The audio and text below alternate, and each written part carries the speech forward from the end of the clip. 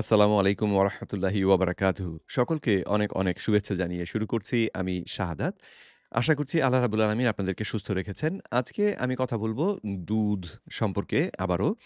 দুধের মধ্যে প্রচুর ক্যালসিয়াম রয়েছে এবং সেই ক্যালসিয়াম আমরা দুধ খেলে ক্যালসিয়াম আমাদের দেহে যে ক্যালসিয়ামের ঘাটতি থাকলে সেটা পূরণ করবে এইরকম বিশ্বাস আমাদের যেটা ছিল, এর আগের ভিডিওতে আমি সে সম্পর্কে প্রফেসর রবার্ট লাস্টিগের মতামত আপনাদেরকে অনুবাদ করে শুনিয়েছিলাম, যেখানে তিনি দাবি করেছেন যে সেটা আসলে হয় না। দুধের মধ্যে যেহেতু ক্যালসিয়ামের সঙ্গে প্রচুর পরিমাণে ফসফেট থাকে, অর্থাৎ একটি ক্যালসিয়ামের বিপরীতে প্রায় ৪ অণু ফসফেট থাকে, যেটা বা ফসফরাস থাকে, যেটা ক্যালসিয়াম ফসফেট যে উম আ উম এরকম একটি লবণ বা কি বলবো রাসায়নিক পদার্থে রূপান্তর করে ফেলে। ফলে এই ক্যালসিয়ামটা আমাদের দেহের মধ্যে আর শুষে নিতে পারি না আমরা। ফলে দুধ খেলে ক্যালসিয়ামের চাহিদা পূরণ হয় না। দুধ খাবার উপকারী কারণগুলো কি ছিল? সেখানে তিনি ব্যাখ্যা করেছিলেন দুধ খাবার ২ টো বড় উপকারী কারণ তিনি ১ম এ উল্লেখ করলেন। একটা ছিল যে এর মধ্যে কতগুলো অ্যামিনো অ্যাসিড আছে যেগুলো আমাদের দেহের জন্য প্রয়োজন। তো এই অ্যামিনো অ্যাসিডগুলো পেয়ে গেলে আমরা আম সহজেই আমাদের প্রোটিনের যে চাহিদা সেটা খানিকটা পূরণ হবে। সেদিক থেকে এটা ভালো কথা।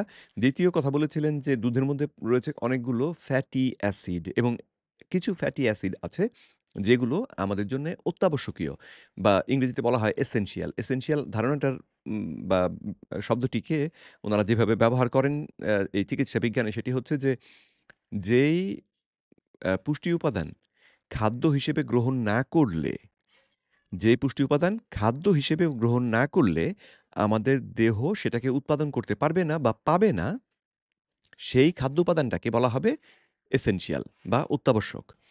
তো এই যে দুধের মধ্যে কিছু চর্বি কণা রয়েছে, যেই কণাগুলো আমাদের অত্যাবশ্যক কতগুলো এরকম চর্বি কণার চাহিদা পূরণ করতে পারে। তো সেই দিক থেকে এই দুধ খাওয়াটা উপকারী। কিন্তু দুধ খাওয়া যে কারণে উপকারী নয়, তার ১ম টি হচ্ছে এই ক্যালসিয়াম পাওয়ার উদ্দেশ্যে দুধ খাওয়া, কারণ সেখান থেকে আমরা ক্যালসিয়াম পাবো না।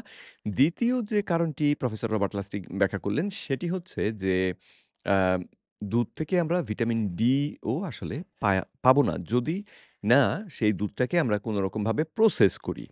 চলুন এ বিষয়ে আজকে আমরা উনার মুখ থেকেই বিস্তারিত শুনব। In addition, milk does not have vitamin D in it until or unless you irradiate it. দুধকে যদি কোনো বিকিরণ প্রক্রিয়ার মাধ্যমে আমরা না নেই, তাহলে দুধের মধ্যে আসলে ভিটামিন ডি টাও থাকে না। So, standard store bought milk will be irradiated, and that's how it has high vitamin D. আমরা দোকান থেকে যে দুধ সাধারণত কিনে থাকি, এই দুধকে প্রসেস করার অংশ হিসেবে এগুলোতে বিকিরণের মধ্যে দিয়ে এই দুধকে পাঠানো হয়। ফলে এর মধ্যে ভিটামিন ডি উৎপাদন হয় এবং বাজার থেকে সেজন্য এই যে মানে প্যাকেটজাত যে দুধ, আম সেই দুধের মধ্যে ভিটামিন ডি সেজন্যে থাকে।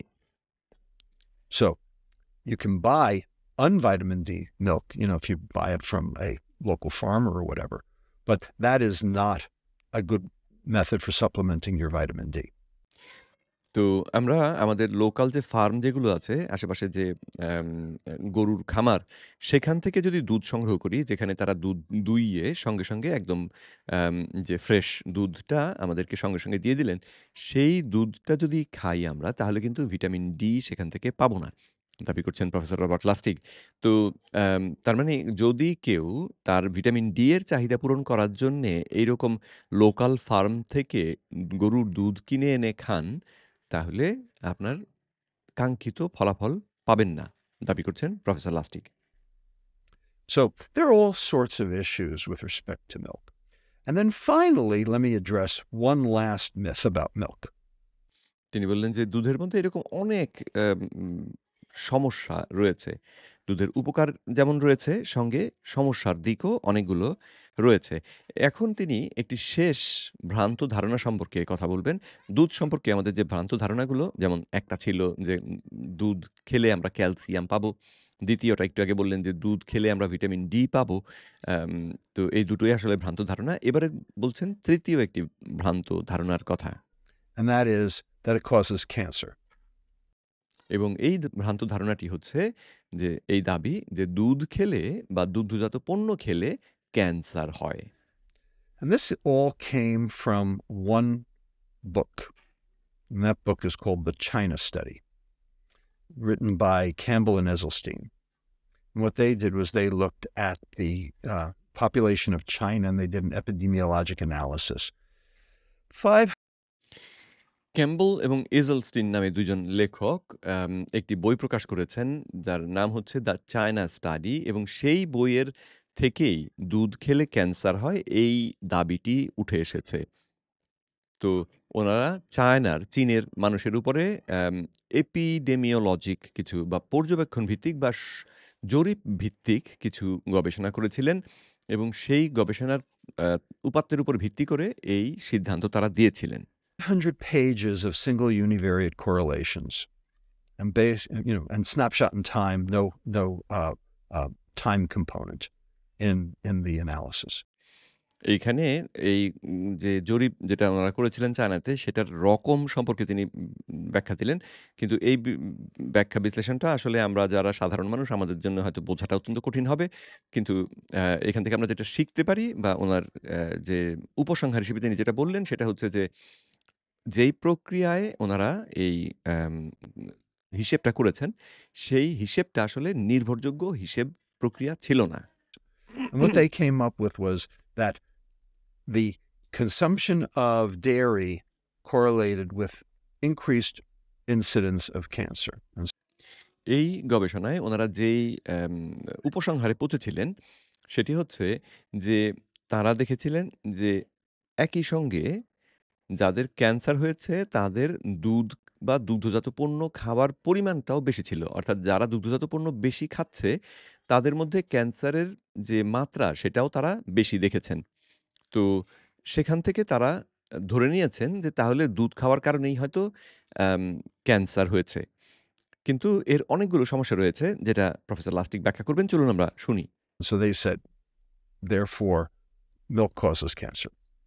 তো তার মানে হচ্ছে যেহেতু দুধ যারা বেশি খাচ্ছে তাদের মধ্যে ক্যান্সার বেশি দেখা যাচ্ছে। তার অর্থ হচ্ছে দুধই নিশ্চয়ই ক্যান্সার ঘটাচ্ছে। And they said that casein, the protein in milk, the primary protein in milk, was the bad guy. এবং ঠিক কিভাবে মানে কোন প্রক্রিয়ায় ক্যান্সারটা হবে তার ব্যাখ্যা হিসেবে তারা বলেছিলেন যে দুধের মধ্যে যে কেইসিন প্রোটিনটা রয়েছে, কেইসিন নামে যে অ্যামিনো অ্যাসিডটা রয়েছে, সেটাই আসলে এই ক্যান্সার ঘটায়। এটা আম ওই ক্যাম্পল অ্যান্ড ইজলস্টিন তাদের উপসংহার ছিল। Um, number one, this is not how you determine causation. ১ নম্বর কথা হচ্ছে যে এইরকমভাবে কোনো সমস্যার কারণকে নির্ধারণ করা হয় না। অর্থাৎ এই যে এই গবেষণায় ২ টো জিনিসকে পাশাপাশি আমরা বাড়তি দেখলাম। দুধও লোকজন বেশি খাচ্ছে, তাদের মধ্যে ক্যান্সারের সংখ্যা বেশি। তার অর্থই যে হচ্ছে দুধ খাওয়াই ক্যান্সারের কারণ, এইরকমভাবে আমরা কারণ নির্ণয় করতে পারি না। কারণ উল্টোটাও তো হতে পারে যে যাদের ক্যান্সার বেশি হয় তাদের দুধ খাওয়ার অ্যাম চাহিদা তাদের বেশি থাকে বা অন্য তাদের জীবনে অন্য কোনো বিষয় হয়তো আছে যেটা হয়তো এই ক্যান্সারের ক্ষেত্রে ভূমিকা রাখছে। যদিও ডাক্তার লাস্টিক আসলে আরো সুন্দর করে বুঝিয়ে দিচ্ছেন। চলুন আমরা শুনি। Univariate correlations are not the same as multivariate correlations, and multivariate correlations are not the same as causation.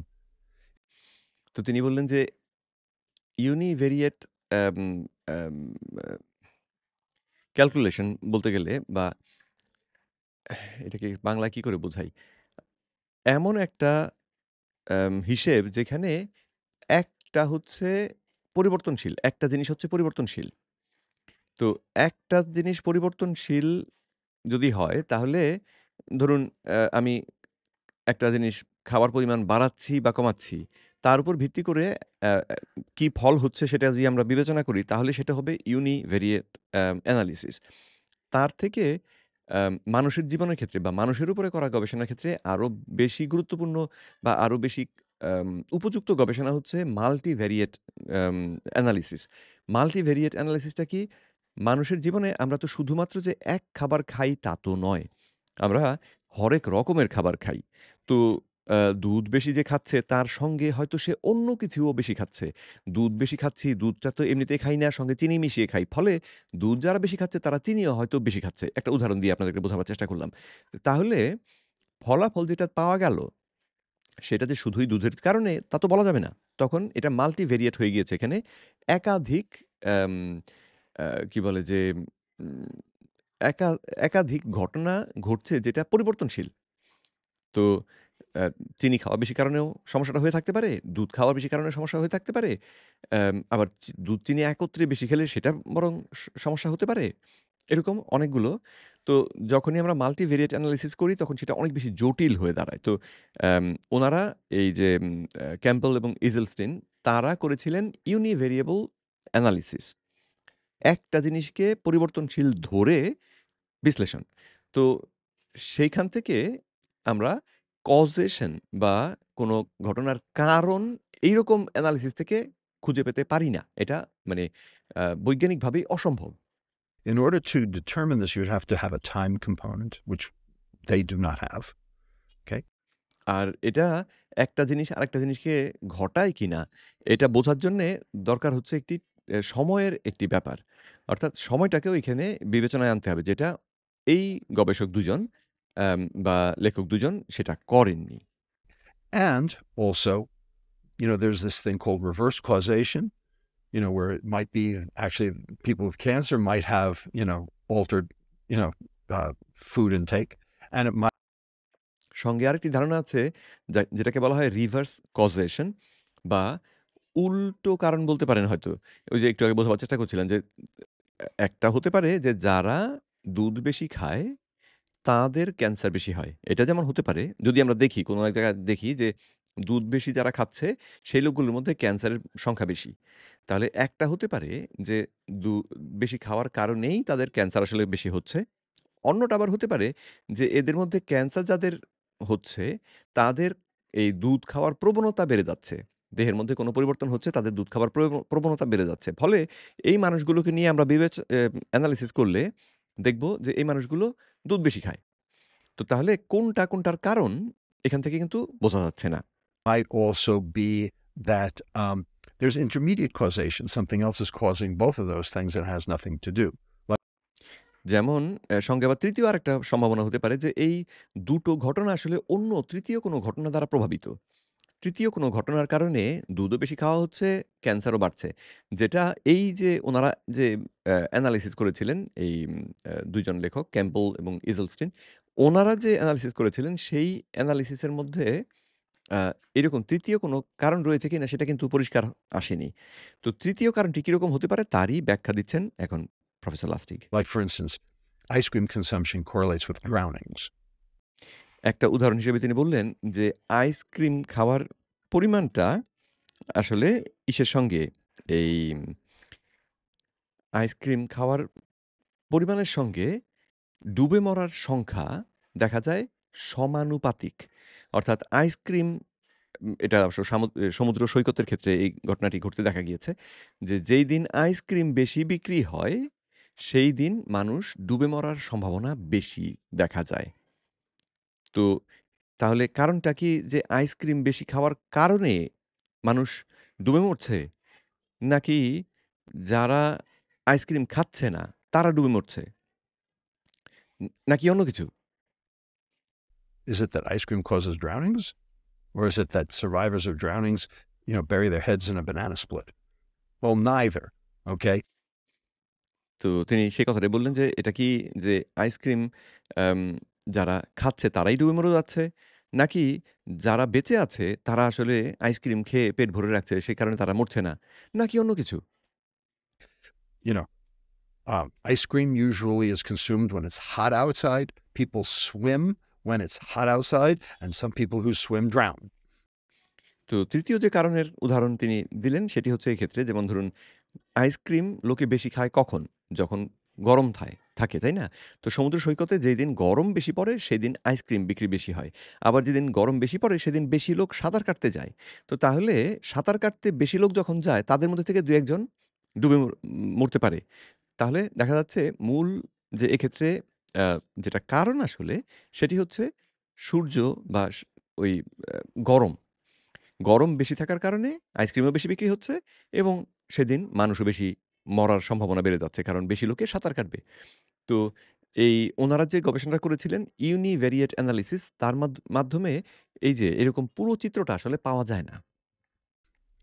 Okay, so yes, ice cream consumption is correlated with drownings, having nothing to do with any causation linking those two things directly. তো এই উদাহরণ থেকে আমরা দেখলাম যে ice cream বেশি বিক্রি হওয়া এবং বেশি মানুষের ডুবে মরা এই দুটো ঘটনাই একই সঙ্গে ঘটতে দেখা যায়। কিন্তু একটা আরেকটাকে ঘটায় না বা একটা আরেকটাকে কোনোভাবেই প্রভাবিত করে না। Rather, there's an antecedent that leads to both of those separately. বরং এই ক্ষেত্রে তৃতীয় একটি ঘটনা রয়েছে যেই ঘটনাটি আসলে দুটোকেই পৃথকভাবে প্রভাবিত করে। That's called an epiphenomenon. So a very, এটাকেই এম আম মেডিকেলের ভাষায় বলা হয় এপিফেনোমেনা। এপিফেনোমেনা। very well may be that, what they were studying in China was an epiphenomenon, not a primary causative phenomenon. তো চায়নাতে যে স্টাডি তারা করেছিলেন অ্যাম ডক্টর ক্যাম্পল এবং এজেলস্টিন সেটা হয়তো এরকম একটি এপিফেনোমেনা যেটা মূল কারণ নির্দেশক নয়। There's no data that suggests that drinking milk increases the risk for cancer. এবং বাস্তবতা হচ্ছে যে এইরকম কোনোই উপাত্ত নেই। নির্ভরযোগ্য এরকম কোনোই উপাত্ত নেই যেটা নির্দেশ করে যে ক্যান্সার দুধ বা দুগ্ধজাতীয় পণ্য বেশি খাওয়ার কারণে ক্যান্সার হয়। Let's stick on the China study here. তো তারপরে তারা আরো বিভিন্ন বিষয়ে আলোচনা করছিলেন জেসি অ্যা চাপুস নামে এই ভদ্রলোকের সঙ্গে। তো আমরা বিস্তারিততে বা ওই অংশে আর যাব না ভিডিওটাকে সংক্ষিপ্ত রাখার জন্যে। তো তাহলে আজকের ভিডিওতে আমরা যেটা জানলাম আ আরো দুটো বিভ্রান্তিকর তথ্য। একটি হচ্ছে যে দুধের মধ্যে ভিটামিন ডি থাকে এই কথাটি একেবারে চট করে বলে দিলেই সেটা সঠিক হবে না। আপনি যদি গরুর দুধ জাস্ট গরুকে দুধ দুইয়ে নিয়ে এলেন এবং সেটাকে গ্লাসে ভরে খেলেন যদি এরকম করেন তাহলে আপনি আসলে ভিটামিন ডি পাবেন না। এই দুধটাকে যখন বাজারে আমরা বিক্রি করার জন্য নিয়ে আসি তার আগে প্রসেস করা হয়। এটাকে রেডিয়েশন এর মধ্যে দিয়ে পাঠানো হয় এবং রেডিয়েশনের ওই প্রক্রিয়ার মধ্যে দিয়ে গেলে এটার মধ্যে ভিটামিন ডি উৎপাদিত হয়। সেজন্যে কেনা প্রসেসড দুধের মধ্যে আমরা এই ভিটামিন ডি বেশি পেতে পারি। আর তারপরে যেটা জানলাম সেটা হচ্ছে যে দুধ খেলে ক্যান্সার হবার ঝুঁকি বাড়ে এইরকম কথা আ যেটা আমরা শুনেছিলাম সেটার উৎস হচ্ছে এই চায়না স্টাডি যেখানে আম যারা এই জরিপ ভিত্তিক গবেষণা করেছেন, যেই গবেষণাগুলো থেকে আসলে একটা ঘটনা বা একটা ঘটনা অন্য ঘটনাটিকে ঘটায় কিনা অর্থাৎ একটা ঘটনা অন্য ঘটনাটির কারণ কিনা জরিপ ভিত্তিক গবেষণা থেকে সেই তথ্য জানার কোনো উপায়ই নেই। আম যদি না সেই আসলে সরাসরি জানার আসলে কোনো উপায় নেই। তো এই চায়না স্টাডি থেকে যেখানে এরকম একটি জরিপ ভিত্তিক গবেষণা থেকে এই স্টাডির যে পরিচালক যারা ছিলেন, তারা দাবি করেছিলেন যে দুধ খাওয়াই আসলে ক্যান্সারের কারণ। কিন্তু তাদের এই দাবিটা আসলে অ্যাম ঠিক একজন বিশেষজ্ঞের দাবির অ্যাম হিসেবে আমরা দেখতে পারি না। অর্থাৎ এই ক্ষেত্রে উনাদের এই সিদ্ধান্তটা, এই উপসংহারে পৌঁছানোটা ছিল আ খানিকটা কি বলব যে বালকসুলভ আরকি। খানিকটা বালকসুলভ যে উনারা বিষয়টি সম্পর্কে যে উনারা বিশেষজ্ঞ, উনাদের এই কথাতে সেরকম আ প্রমাণ আমরা পাই না। তো আজকে এখানেই শেষ করব। পরবর্তী ভিডিওতে আপনাদের সঙ্গে আবার দেখা হবে। সেই আশা রাখছি। আর ভিডিওটি যদি আপনাদের ভালো লেগে থাকে তাহলে শেয়ার করবেন, লাইক করবেন, কমেন্ট করে এটিকে জনপ্রিয় করার চেষ্টা করবেন। সকলকে অনেক, অনেক ধন্যবাদ জানিয়ে বিদায় নিচ্ছি। আসসালামু আলাইকুম ওয়া রাহমাতুল্লাহি ওয়া বারাকাতুহু।